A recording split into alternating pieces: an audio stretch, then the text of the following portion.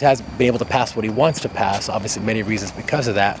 But what do you think that we need to be focusing on right now for the midterms and for the next presidential election? Definitely the economy, especially for the younger generation. They need a good economy, and it's coming. I'm positive it'll be here next year, but it takes a little patience. That and still control the border.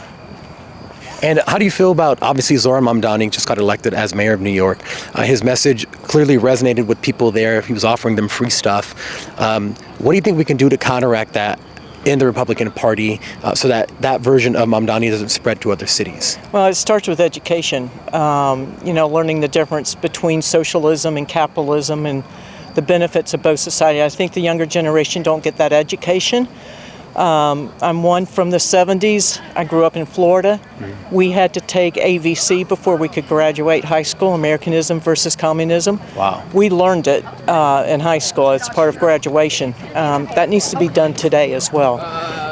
But again, the affordability of the economy is super important for the younger generation, and we need to get them involved for the future.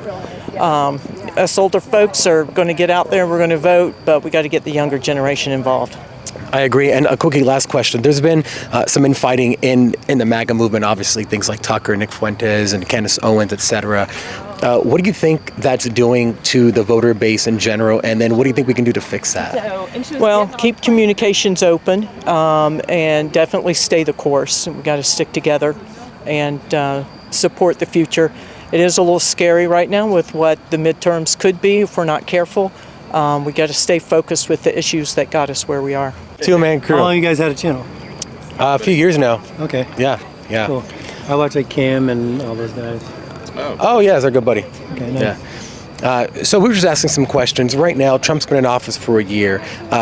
What do you think are the problems that we need to be focusing on as a party to really make sure that we win the midterms and the next presidential election?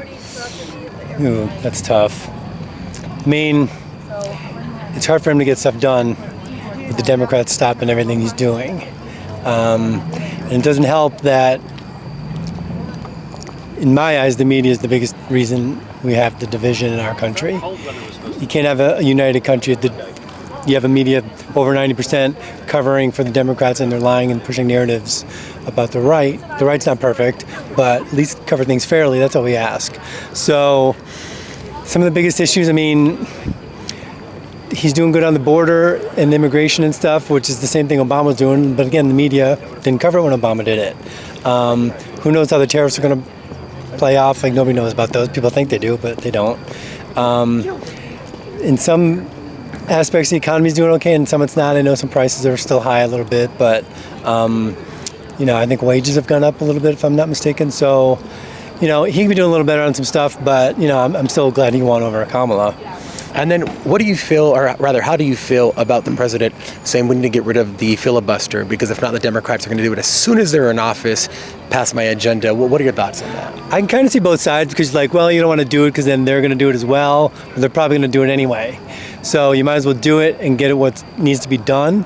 I can kind of say, do it, let's open the government, let's help people who need it and get everything back going again. And then you have people who are going to say, well, the Democrats are going to get rid of it, or they're going to use it without it and push through whatever they want if they win. And so I wouldn't have a problem if he did it, if he got rid of it to open the government and get everything going again. But then, the Democrats are going to abuse it like they do everything. Sure. And quickly, last question. There's been some infighting in MAGA. I'm sure you've seen what's been happening on the news. What do you think the party needs to do to win the midterms and the next presidential election from this point? I mean, in what infighting are you talking about? So about the Tucker and Ben Shapiro and then Candace and Turning Point. Yeah, I think it's stupid. It's a waste of time. I can understand having disagreements and stuff, but you don't see things like this on the left. The Democrats don't do this kind of stuff. And you see them go after people like Fetterman, who sound just common sense, about some of his views and stuff, and then they attack him. But overall, they pretty much stay together. On our side, it's like, it's Ben versus Tucker, and then Ben versus Candace, and Candace versus like everybody else. That's the way she likes it. And it's like, I think we need to unite, because both sides aren't going to unite, left and right. So at least the right should, as much as we can disagree and have different views and beliefs and stuff, but at least we got to come together to some degree just to save ourselves. Otherwise, that's how you fracture, and then you have people not voting, like just happened the other day. We got our asses kicked. So I think that the right needs to wake up and just come together as much as possible. Awesome. I appreciate it. Thank you so much. I love Megyn. You know, I listen to her every day. She's the best. Awesome. She's the best. That's if great. the media was like her, we wouldn't be as divided. Yeah. So. Feelings about it and how we can get better. How we can get better. How we can get better. Oh man, gosh, that's a really broad. Yeah. Well, so for instance, Trump's been in office for about a year now, right? He's doing a lot. And MAGA, there are signs that it's starting to fracture. There's infighting with a lot of the top people in the movement, et cetera. A lot of personal beefs and things like that. And, you know, like Tucker having Nick Fuentes on and things like that. What do you think, do you see that as a problem, number one? And then number two, what do you think we can do to kind of mend fences and consolidate? I don't see it as a problem, and here's why. You mean the Tucker having Nick on? Absolutely, and here's why. Because this country is founded on the First Amendment, and everybody has a right to their opinion. Whether you agree with Nick or not, he has a right to say what he wants to say, right? So I think Tucker having him on there is basically just supporting some of the fundamentals of our Constitution. I would agree. Okay. Absolutely. I think. Okay. I mean, you don't have to agree with anything. I personally don't agree with what he says either, but he has a right to say what he says. Yeah. And I think that's the thing, like we are supposed to be having these discussions. We're supposed to be having those difficult talks where we're not, if we agreed with everybody in the room, that would make for some really bad situations, I think, you know, if we all just were tolerant of it. There you go. Yeah. So with Zoran Mamdani, a socialist, winning New York, and then them having a very good night the other night, the Democrats, what do you think would happen if, for instance, MAGA can't get its ducks in order before the midterms come and we're still in disarray and the Democrats have what they have? I mean, that's a really unfortunate thing because we talked about Trump having 4 years to do this, but this term, right, with his second term, and all reality. This team really only has 2 years, 2.5 years by the time, you know, the midterms and people are elected, and we're already seeing how the strings are being pulled and things are not going in the direction that, of course, MAGA wants us to go. You know, so it's difficult, but I guess, you know, we're here because we're trying to take a stand and, you know, say that we're unafraid, to your right? point, though, like, Republicans don't need to just ride on the fact that they love Trump. And I'm a Trump supporter, so I'm doing my thing. No, you've got to go get out and do more. Tough stuff. You got to do what you're doing, right? So you've got to do the tough stuff. You've got to get out and vote. Like, he's not going to be in office forever. And we're just like, look, I mean, I'm 58 years old. You know, I was a Reagan Republican, okay? That's how I came up.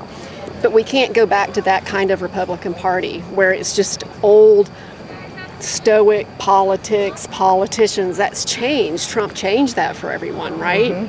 Came in and crushed it. Not a politician. Came in unapologetic about who he is, who he's been from the get-go. And I love that about him. They're going to have to get out and vote. Yeah. They're going to have to get out and vote. Yep. It's up to us now. Whether he's on the ticket or not, right? Absolutely. On the ballot. I mean, he's paved the way. He's attempted to change the Republican Party. I don't know if he's changed all of it. But people that believe in what he does and what he says and believe in MAGA and believe in the 5 pillars of MAGA and what it was founded on need to stick to that and need to keep pushing it forward. It's not going to carry itself. And that's a great point that you bring up because we've been speaking about starting to offer solutions to cut through the noise of all the bickering and all the infighting because that's what Zoran Mamdani did. Even though his solutions were terrible, he offered solutions. Absolutely. And actually listening to some of the, you know, many podcasts that we listened to, they were saying that he went straight for, I guess you could say, the jugular. He talked about economics, like how he was going to solve the problems that are affecting the people immediately. And we're over here talking about foreign policy and all this stuff. And even, you know, she even admits that's something that she cares about more than I do in my generation of I feel like foreign policy and Israel and all that stuff is always going to be there. And it's just kind of I told her, on the back burner, boiling all the time. And I'm kind of what do we do about it? Let's fix the immediate problems that we have here at home.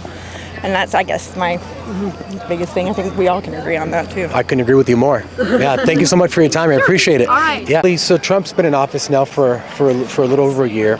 And it seems like there's a lot of division in MAGA right now. I don't know if you've been seeing in the news cycle and things like that with Tucker and Ben and Candace. What do you think is the problem and what do you think could be done about it? with the infighting happening and just...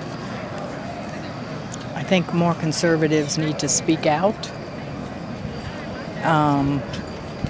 And we need to let Trump do his job. That's what he was voted in for. And is there anyone right now in the conservative movement that would you say is offering solutions like maybe some other people aren't? That's a tough one. It's disappointing that the Republicans don't always already have a solution to the healthcare crisis. We need to get going on that for sure. Yeah. They got caught with their pants down the last time they had control of all 3 forms of government and didn't have a plan. And Obamacare is a piece of you know what. So the Republicans better get their crap together to come up with. Yeah, I agree. Thank you so much. Alternative. Yeah.